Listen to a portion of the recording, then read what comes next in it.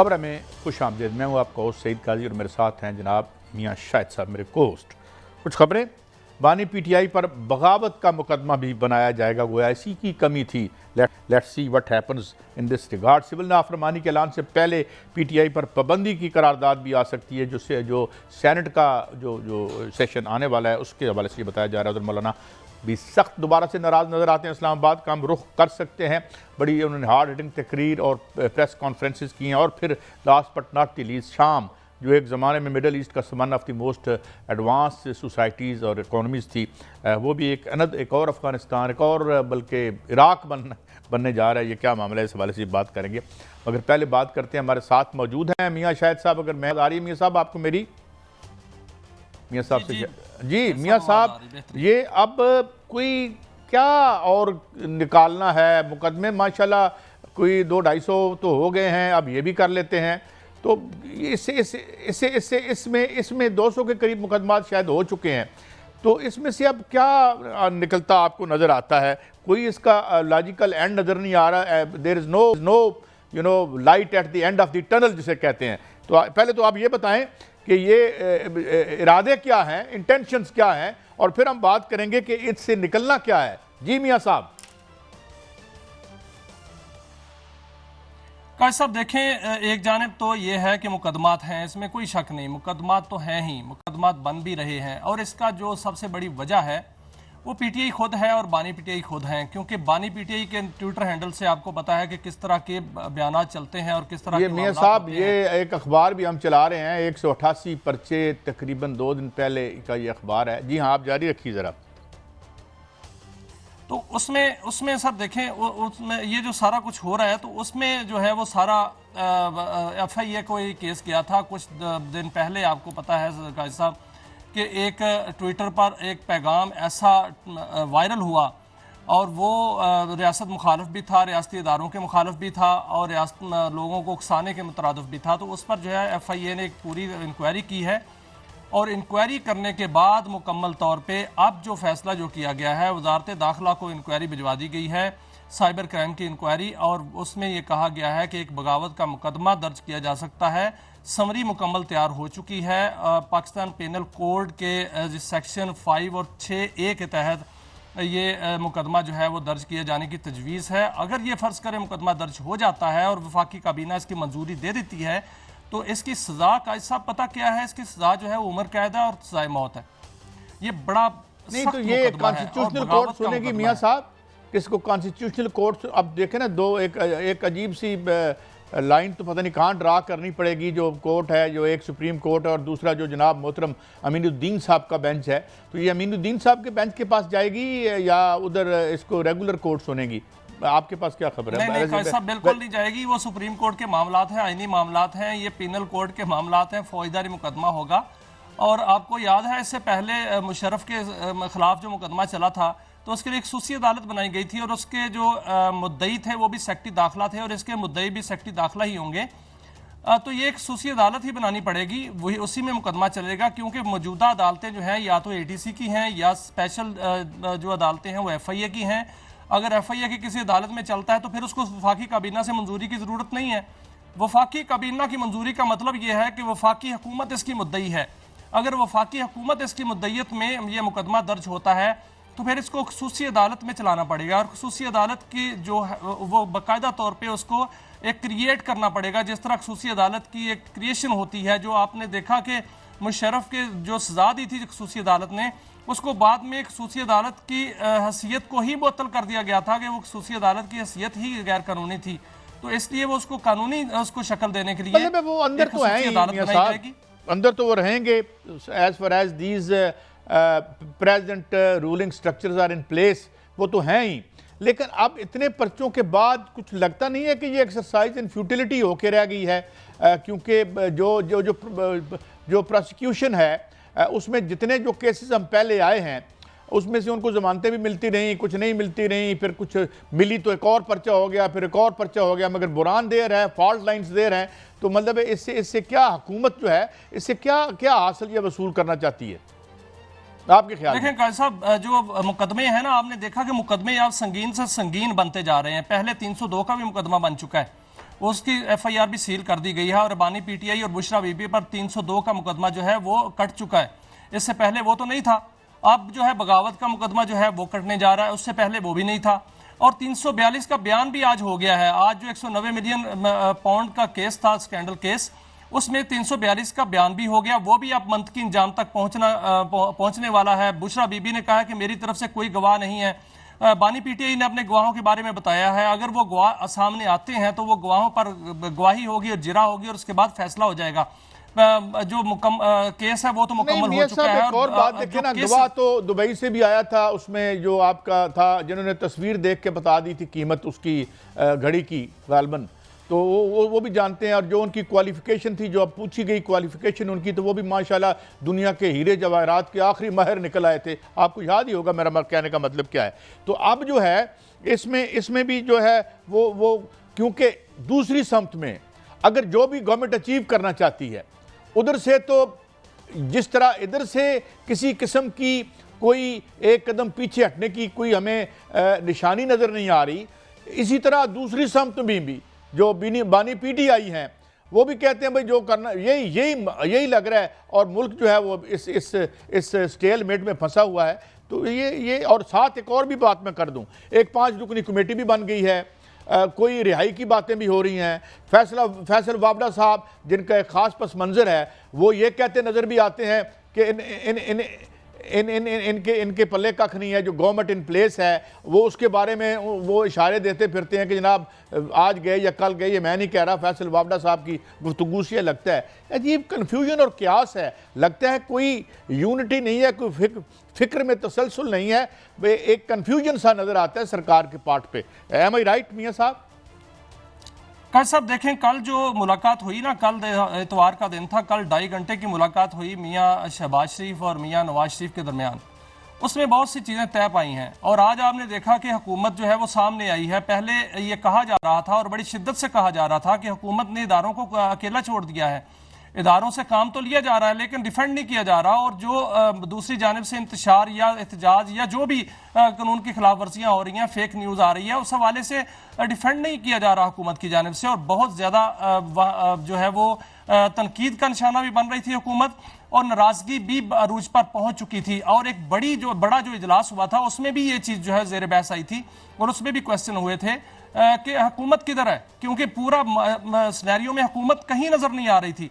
तो आज जो है वो हुकूमत सामने आई है। काजी साहब, अभी थोड़ी देर पहले वज़ीर आज़म की ज़ेर सदारत एक इजलास हुआ है जिसमें वज़ीर आज़म ने वाज़े तौर पर यह कहा है कि जो सबूत लाए जाएं वो बड़े मजबूत सबूत होने चाहिए।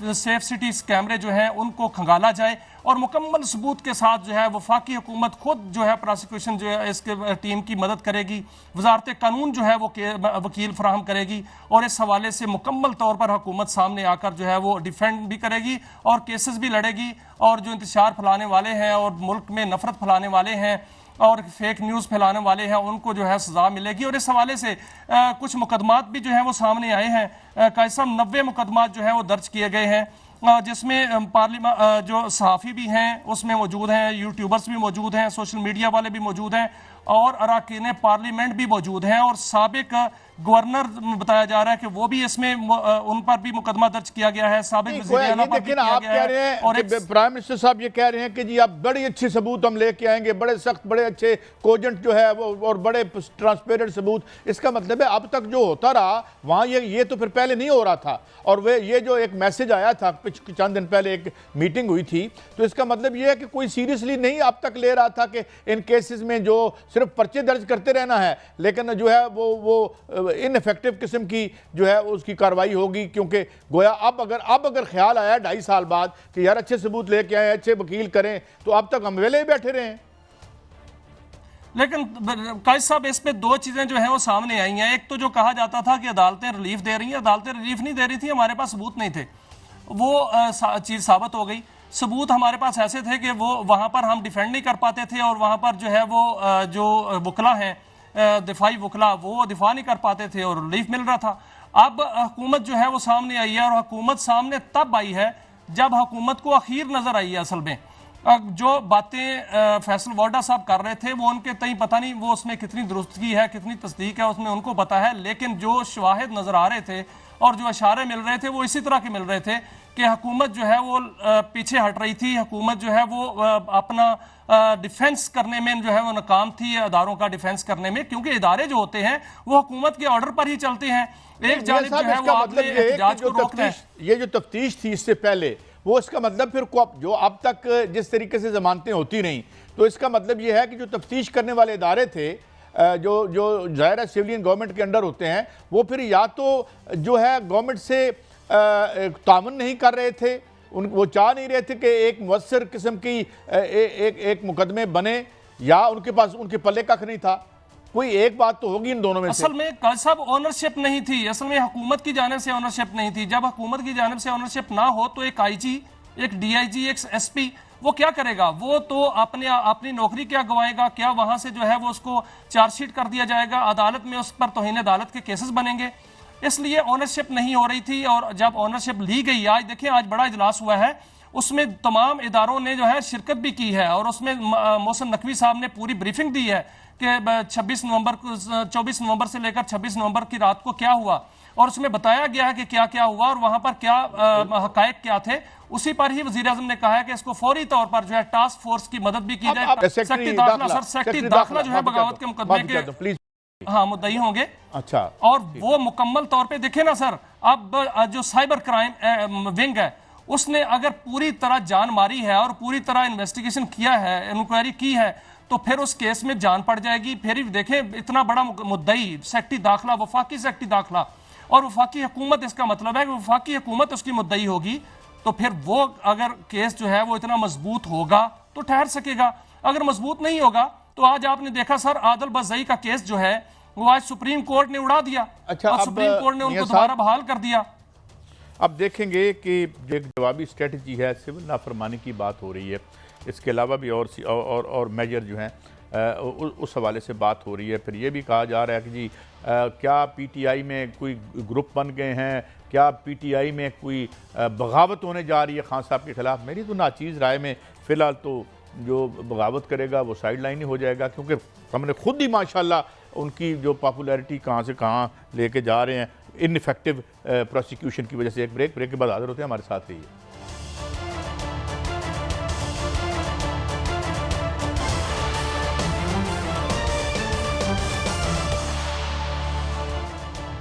Welcome back.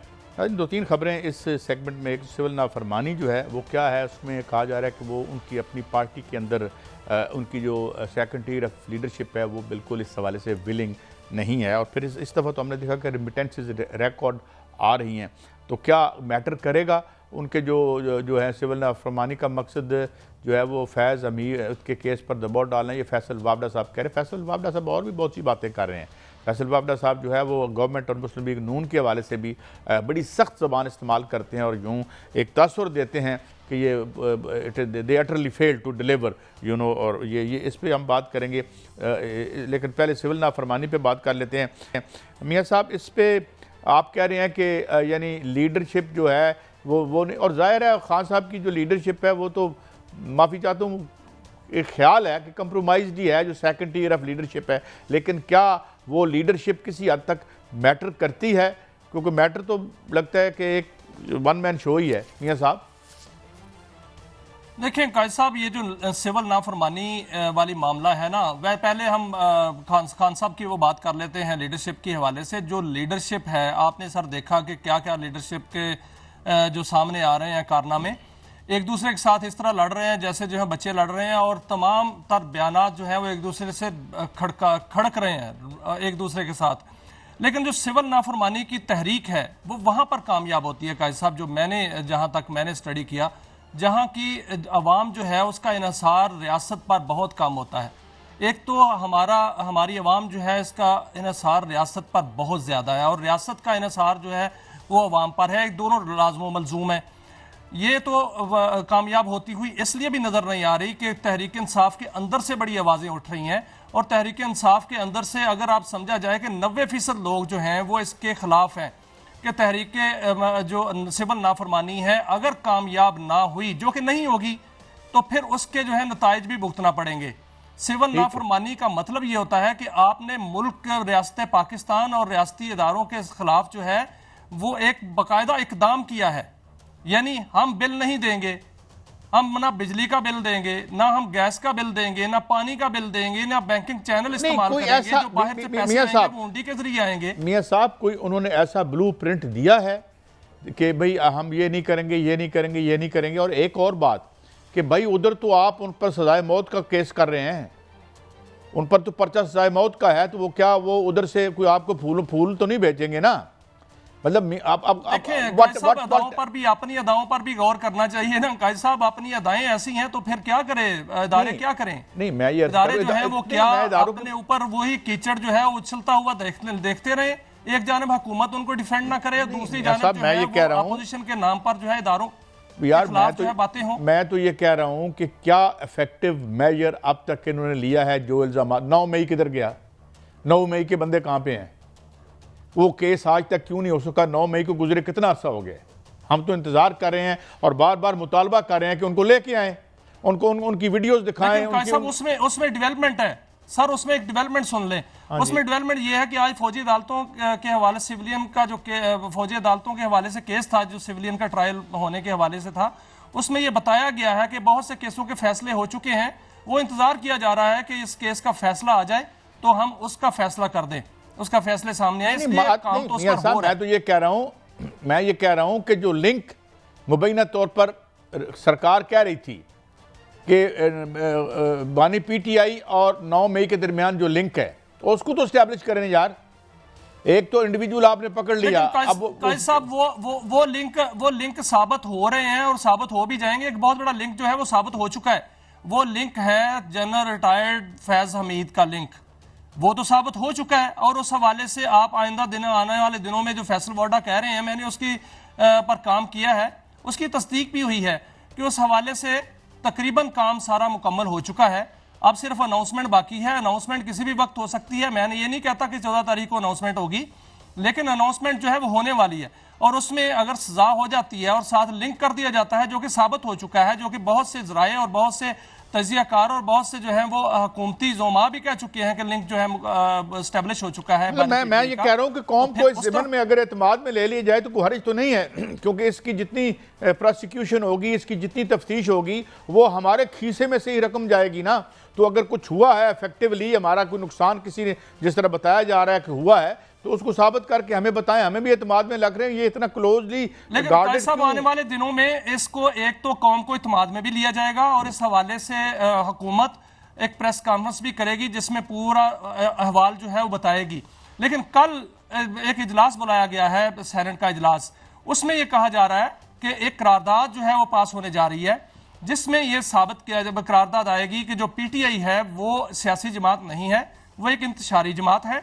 और उसमें इंतशार जो है वो फैलाया जाता है, जब कोई एहतजाज होता है तो उसकी आड़ में इंतशार फैलाया जाता है, कोई मामला होता है तो इदारों के खिलाफ बगावत के मामले में उकसाया जाता है लोगों को, और लोगों इसलिए इन पर पाबंदी लगाई जाए। कल एक जो इजलास होगा उसमें अहम कानून साजी भी मुतवक्की है, जो कि साइबर एक्ट के हवाले से है कि साइबर क्राइम एक्ट जो है उसमें तब्दीलियां की जाएंगी और जो फेक न्यूज़ और झूठी खबर देने वाले लोग हैं उनके बाकायदा आइडेंटिफिकेशन करके उनके खिलाफ सबूत लाकर उनको सजाएं दिलाई जाएंगी और 5 साल तक उसकी सजा होगी और 10 लाख रुपए उसका जुर्माना होगा। ये अहम काम जो है वो कल या उसके आने वाले दिनों में होने जा रहे हैं। ये खबर तो आई थी ना कल, ये तो है ठीक है, लेकिन बात ये है कि वो अभी तक तो इस माज पे मुझे फैसल वावडा साहब की राय दुरुस्ती नज़र आती है। ज़रा सुनवाएं फैसल साहब, वावडा साहब क्या कह रहे हैं।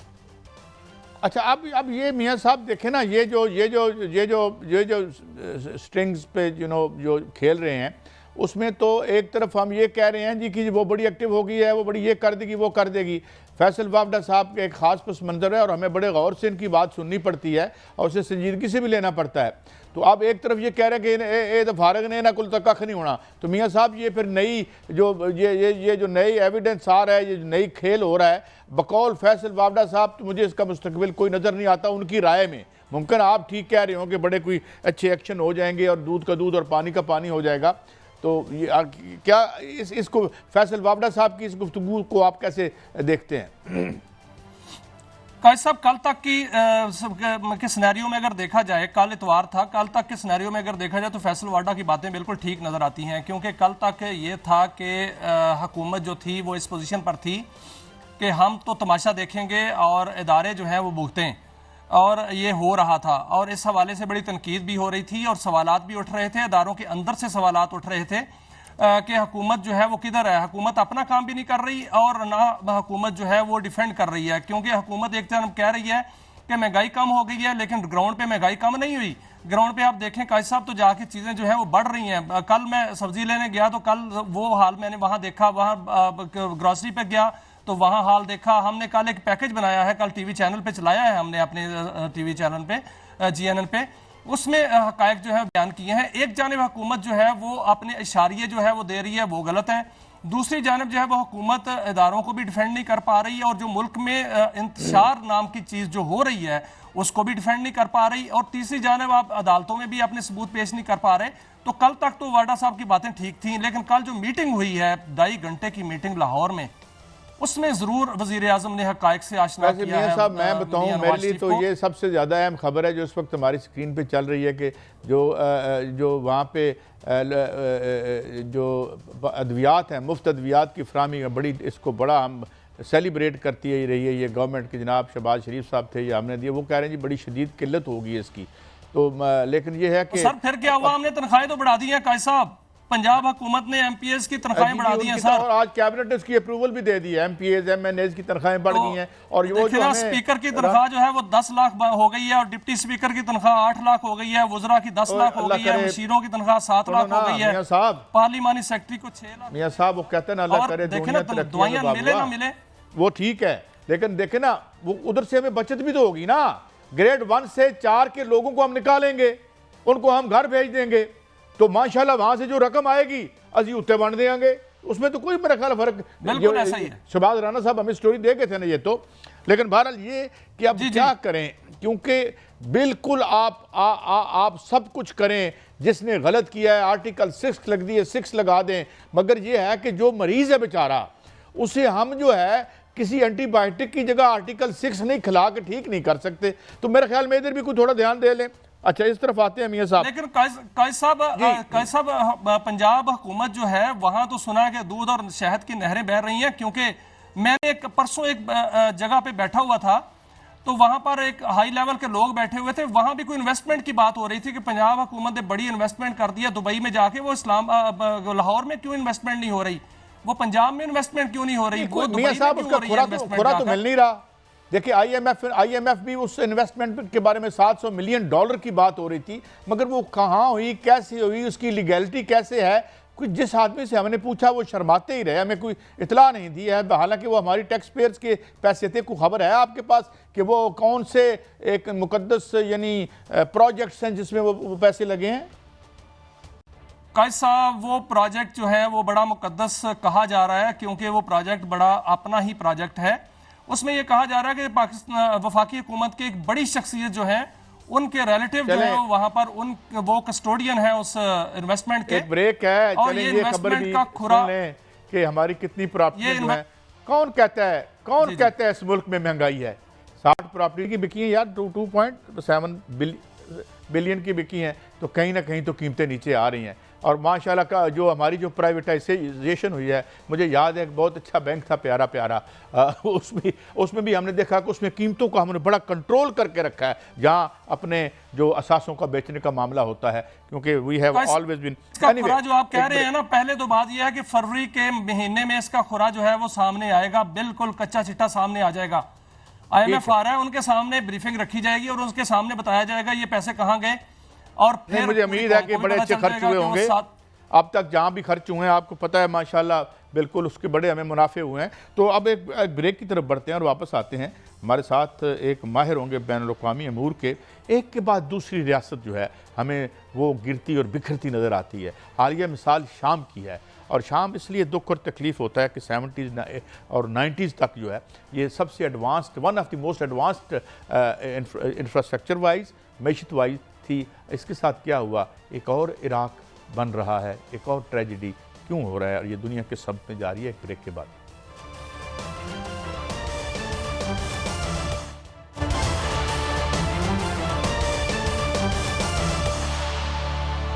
बड़ा अहम मौजू है और हमारे साथ एक बड़ी अहम शख्सियत हैं, बैनुल-अक़वामी माहिर हैं, मगर मैं थोड़ी सी ज़रा अर्ज़ कर दूं कि ये एक अजीब एक सिविल वार्स हम देख रहे हैं, वॉर्स देख रहे हैं, इंडिविजुअल मुल्कों का जो क्लैप्स है वो हो रहा है, ट्रेड वॉर्स चल रही हैं और अब जो ताज़ा तरीन इसमें इजाफा हुआ है वो शाम और सीरिया का हुआ है। मेरे साथ मौजूद हैं डॉक्टर कमर चीमा साहब, माहिर हैं बैनुल-अक़वामी अमूर के।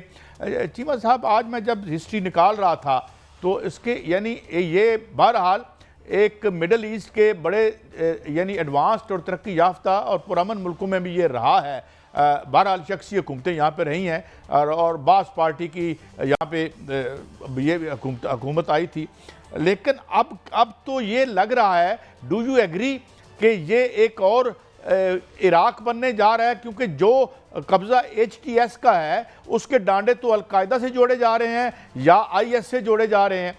तो एक तो मुझे ये बताएं कि कहीं अलकायदा और IS सूट करती है आलमी ताकतों को, कहीं वो हमास और उसका गिला करते या उस पर बरम होते नज़र आते हैं। तो ये क्या पॉलिसी है, और ख़ास तौर पर विद स्पेशल रेफरेंस टू शाम और सीरिया? डॉक्टर साहब। जी डॉक्टर साहब, ये जो काजी साहब, ये जो आपने बात की है एब्सोल्युटली सही की है कि कहीं पे जो अलकायदा की ऑफशूट है वो आपको अच्छी लगती है और कहीं पे आपको जो डिक्टेटर अच्छे लगते हैं। सो ये जो इंटरनेशनल पॉलिटिक्स है ये सारी की सारी इंटरेस्ट की गेम है।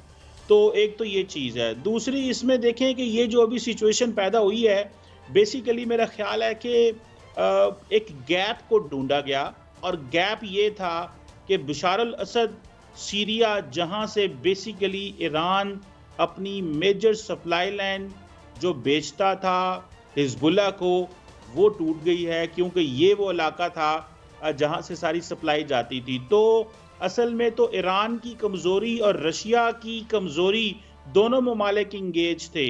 हिजबुल्लाह जो है वो इजराइल ने काफ़ी ज़्यादा उसको टफ टाइम दिया, लीडरशिप उसकी मारी गई। रशिया जो है वो 2022 से मुसलसल यूक्रेन में इंगेज है।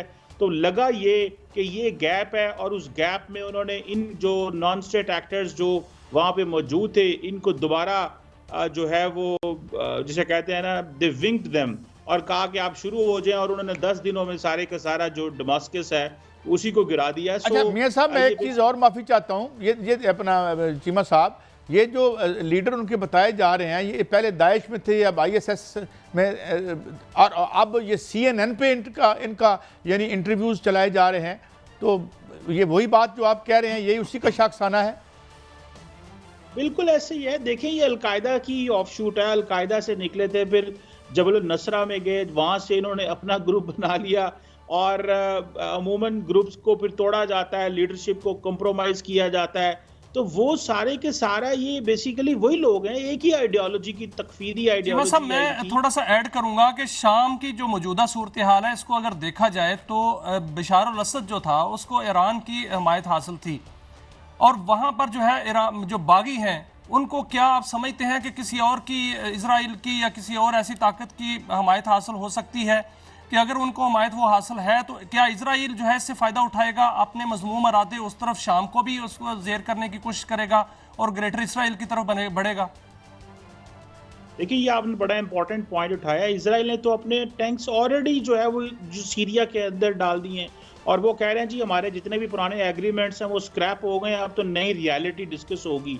सो अब वो एक नया बफर जोन क्रिएट करेंगे within the Israeli territory. So जो इजराइल और सीरिया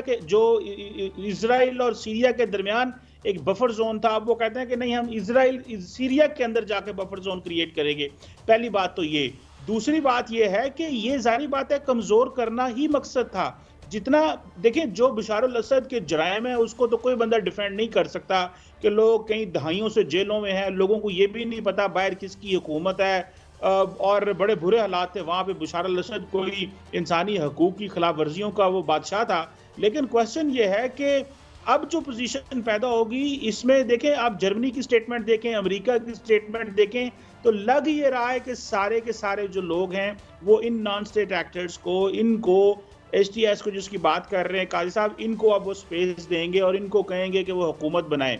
सो अब उनको मेन स्ट्रीम किया जाएगा, बिकॉज CNN पे बैठना कोई मजाक तो नहीं है। तो ये एक लेकिन सर इसमें अरबों को भी तो खतरा हो सकता है ना, क्योंकि शाम जो है उसको दिल समझा जाता है मशरिक वस्ता का। अगर वहां पर प्रॉब्लम है तो अरब भी इससे मुतासर होंगे ना। देखिए, अरबों की कोई अपनी स्ट्रैटेजी सिर्फ इतनी है कि वो अपने आप को डिफेंड करना चाहते हैं मेजर मुल्क, बाकी उनका कोई प्लान नहीं है। जो करता है अमेरिका प्लान करता है, ना उनके पास मिलिट्री कैपेबिलिटी है, ना उनके पास डिप्लोमेटिक कोई टूल्स मौजूद है, ना वो फाइनेंशियली किसी को चोक कर सकते हैं, ना वो अपने तेल को एज ए स्ट्रेटेजिक एसेट इस्तेमाल कर सकते हैं। वो तो कुछ नहीं कर सकते सिवाय इसके कि वो अपने कुछ एक पैसे के जरिए soft power with in the Muslim world create करते हैं और उसके जरिए लिवरेज लेते रहते हैं। अदरवाइज ना वो इंटरनेशनल सिस्टम को शेक कर सकते हैं, ना अरब लीग कुछ कर सकती है, ना GCC कुछ कर सकती है। तो ये तो सारी की सारी डिपेंडेंट है कि अमेरिका क्या प्लान गेम प्लान है वहां पे। लेकिन इजराइल मजबूत हुआ क्योंकि शाम गिर गया, लेबनान के अंदर जो हमास है कमजोर हो गई, फलस्तीन जो है उसमें आप देखें कि गजा जो है वो बिल्कुल तबाह बर्बाद हो गया। अब वहां पे कुछ नहीं है। तो चीमा साहब इसके बाद किसकी बारी हो सकती है ये, क्योंकि इजराइल एक एक करके आगे शिकार बना रहा है, इसके बाद किसी और की बारी होगी? देखिए, ये चीजें फर्दर अनफोल्ड होंगी। कैसे होता है, इराक जो है वो हमेशा बैलेंस करने की पोजीशन कर रहा है, लेकिन उसके साथ क्या होता है, ये तो शुक्र करें कि बीच में फ्रांस पड़ गया और लेबनान की जान छूट गई, अदरवाइज तो वो मजीद उसको चीजें करना चाहते थे। सो लेट्स सी इसमें फिलहाल। अच्छा, इसमें एक और बात भी तो चीमा साहब सामने आई ना। देखें, अभी मैंने कहा था हमारी टीम निकाल लेगी शायद आज या कल, अमेरिकन डिफेंस एजेंसी के हेड थे जिन्होंने खुद एडमिट किया था मेहदी हसन के प्रोग्राम में कि जनाब ये वो माइकल समथिंग क्या नाम था उनका कि जी ISIS तो हमने खुद बनाई थी। अब बात ये है कि इसका मतलब ये है कि ये हमास ज़ाहिर है हमास को फंड करते रहे, इजराइल फंड करता रहा हमास को, इससे पहले हम सब जानते हैं। इसी तरीके से जितनी जो टेररिस्ट ऑर्गेनाइजेशन, ये अगर हम देख लें, हम कोल्ड वॉर में चले जाएं तो यहाँ पे जो अफ़गान जहाद करवा के बेड़ा गर्क किया हमने अफ़गानिस्तान का, और अगर आज के हम इराक को, हम सदाम को सपोर्ट या किसी शख्स की हुकूमत को सपोर्ट नहीं करते, मगर लगता है कि वो जन्नत नज़ीर था जो इराक उसके अंडर था जब तक वो कुवैत के ट्रैप में नहीं आया था। तो इसका मतलब ये है कि ये प्रॉक्सीज जो हैं ये बेसिकली एक फॉरेन पॉलिसी टूल है। ये सारी दहशतगर्द जो ऑर्गेनाइजेशंस हैं जिन्हें कभी दुश्मन और कभी दोस्त बना लिया जाता है, इन तमाम सुपर पावर्स की और ख़ास तौर पर अमेरिका की। देखिए, ये तो प्रॉक्सीज का हमेशा इस्तेमाल किया गया। पूरे का पूरा मिडल ईस्ट जो है, देखिए किसी भी इस खित्ते के तमाम ममालिक को एक मैसेज है कि जो भी इन लाइन नहीं आएगा वहां पे प्रॉक्सीज जो है उनको एक्टिवेट कर दिया जाएगा। तो ये तो आप देखें कि ये द मोमेंट आपका प्रॉब्लम इजराइल के साथ शुरू होता है, आपके इंटरनल मसले जो हैं वो शुरू हो जाते हैं, और ओवरऑल भी आपकी लाइन एंड लेंथ जो है वो इंटरनेशनल सिस्टम जो वहां पे है उसके हिसाब से होनी चाहिए। सो मेरा ख्याल है कि over the period of time ना तो अरब वर्ल्ड ने अपनी ऑटोनॉमी का सोचा है, ना फाइनेंशियल ऑटोनॉमी के बाद जो एक स्ट्रेटेजिक ऑटोनॉमी चाहिए थी, जो मिलिट्री के हवाले से ऑटोनॉमी चाहिए थी, क्योंकि वो अपनी वो जो बेस थी जिसके ऊपर वो खड़े हुए थे कि तमाम जो अरब ममालिक हैं वो एक इस्लामी नारे पे जिंदा थे, तो वो नारे से वो पीछे हट गए। वो जो अरब नेशनलिज्म है वो जारी बात है उसमें फिर उनकी लेकिन चीमा साहब शाम के अंदर कोई तो ताकत है जो उसके बागियों के पीछे थी, और अगर वो ताकत है तो ईरान उससे जो है वो कमजोर हुआ है, इजराइल मजबूत हुआ है, उधर रूस ने उनको जो है वो पनाह दे दी बिशारुल असद को। अब क्या आप समझते हैं कि इसका रद्द अमल आएगा, ईरान पर हमला होगा, ईरान हमला करेगा, या दूसरी तरफ जो है वो रूस यूक्रेन की तरफ बढ़ेगा? क्या होने वाला है सर क्या पूरे सिनेरियो में? सर देखें, ईरान तो बहुत कमजोर हो गया क्योंकि सारी की सारी ईरान की प्रॉक्सीज कंप्रोमाइज हो गई हैं। ईरान जो सीरिया कंप्रोमाइज खत्म हो गया उनका इन्फ्लुएंस, लेबनान के अंदर ईरान कंप्रोमाइज है, गजा के अंदर ईरान कंप्रोमाइज है, विद इन ईरान कंप्रोमाइज है। सो उन्होंने ईरान के जो इर्द गिर्द जो ईरान ने अपनी रेजिस्टेंस फोर्सेस या मुजामती ग्रुपों का हसार क्रिएट किया था वो सारे का सारा उन्होंने फिलहाल तो तोड़ दिया है। अब ईरान के अंदर आपको पता है कि जब इस्माइल हानिया की अपनी शहादत हो जाती है तो वो तो एक और आप बता दें कि इट मींस कि उनकी डीप स्टेट इटसेल्फ जो है वो कंप्रोमाइज हुई है। सो ये सारे का सारा जो अब जो जिसे कहते हैं ना वो जो बारी है अगली, वो लग ही रहा है कि ईरान को कहीं ना कहीं पे जो डैमेज जरूर होगा। लेकिन अब ये देखना है कि ये प्रेसिडेंट ट्रम्प की क्या पॉलिसी है, वो किस एंगल से चीजों को लेते हैं। वो थोड़ा सा डिप्लोमेसी को सपोर्ट करते हैं और इन चीजों में नहीं लगते। लेकिन आप चीमा साहब, अब तो सिविल वॉर ही मुझे लग रही है। मुख्तलिफ जो ग्रुप उधर कुर्द बैठे हुए हैं, उधर तुर्की इन्वॉल्व हो गया है, तुर्की फ़िलहाल तो अपनी बगलें बजा रहा है, लेकिन अब वहाँ पे कोई सेंट्रल अथॉरिटी तो नहीं होगी। तो अब थोड़ी देर बाद हमें लगेगा कि यही बशार अल असद तो यार कोई जन्नत नज़ीर था, जैसे हम आज सद्दाम के बारे में कह रहे हैं। Because no do you think कि no it Syria is on the verge of एक लंबी सिविल वार की तरफ जा रहा है? देखिए काजी साहब, 2011 से लेकर 14 तक की सिचुएशन आपके सामने है कि क्या हो रहा है। जब से अरब स्प्रिंग शुरू हुई थी तो तब से हमने सीरिया के अंदर भी एक अपराइजिंग देखी, और फिर अलकायदा, जबल नसरा एंड ऑल दीज। अब जो पोजीशन है अब तो कोई पता ही नहीं है। अभी तो 6 महीने साल लगेगा ट्रांजिशन कैसे होनी है, क्या होनी है, कौन लड़ेगा, कैसे लड़ेगा, सारे का सारा स्ट्रक्चर टूट गया वहां पे। एक बात और चीमा साहब, अरब स्प्रिंग ट्यूनिस से शुरू हुई थी, लोगों ने एक छाबड़ी वाले ने अपने आप को आग लगाई थी, और बुनियाद उसकी ये थी कि हमारी मैशत ठीक करो, ये चोरी चकारी बंद करो, ये फ्रॉड बंद करो। और जहाँ से जब वो भागा था, वो अपनी बीवी के साथ जहाज़ में, और सोना और पता नहीं क्या क्या माल लेके भागा था। तो यहाँ जहाँ कोई बड़ी अच्छी तहरीक चलती है, लोग अपनी तब्दीली के लिए, तो वहाँ ये अपने प्रोवोकेटियत घुसा देते हैं, दहशत गर्द घुसा देते हैं। जिस तरह अफगानिस्तान का इनकलाब सौर इन्होंने बर्बाद किया, क्योंकि अगर हम वो इनकलाब से पहले देखें तो वो जो उसके फिगर्स में देखता हूँ तो मैं हैरान रह जाता हूँ, how fast it was growing. तो ये हर जगह जहाँ इंसान तरक्की की कोशिश करते हैं, ये वहाँ दहशत गर्दी शुरू करा देते हैं। देखें, ये तो अब देखें, बहुत सारे अरब ममालिक तो बचने की कोशिश कर रहे हैं, बच भी रहे हैं। अब मिडल ईस्ट की प्रॉब्लम यह है कि वहाँ पे इजराइल है, और वहाँ पे जहाँ पे इजराइल है उसकी सर्वाइवल एक long term diplomatic political dialogue अगर इजराइल के साथ नहीं करती अरब वर्ल्ड, तो तब तक बहुत सारे जो ममालिक हैं और बहुत सारे जो ग्रुप्स हैं उनकी कुर्बानी होगी।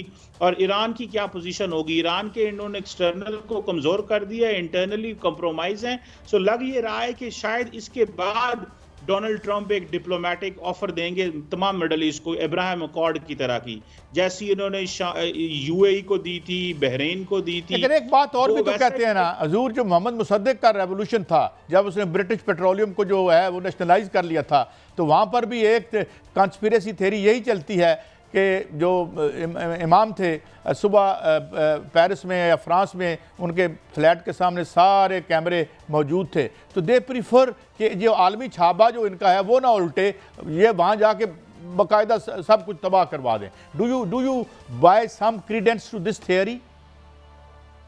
देखिए, हर दौर में डिफरेंट किस्म के अंदाज होते हैं, डिफरेंट किस्म के काम करने के तरीके होते हैं। मुसद्दक का ज़माना और था, वो आज तो देखें ना 1951-52 की बात है, आज जो है वो 75-76 साल बाद की सिचुएशन डिफरेंट है।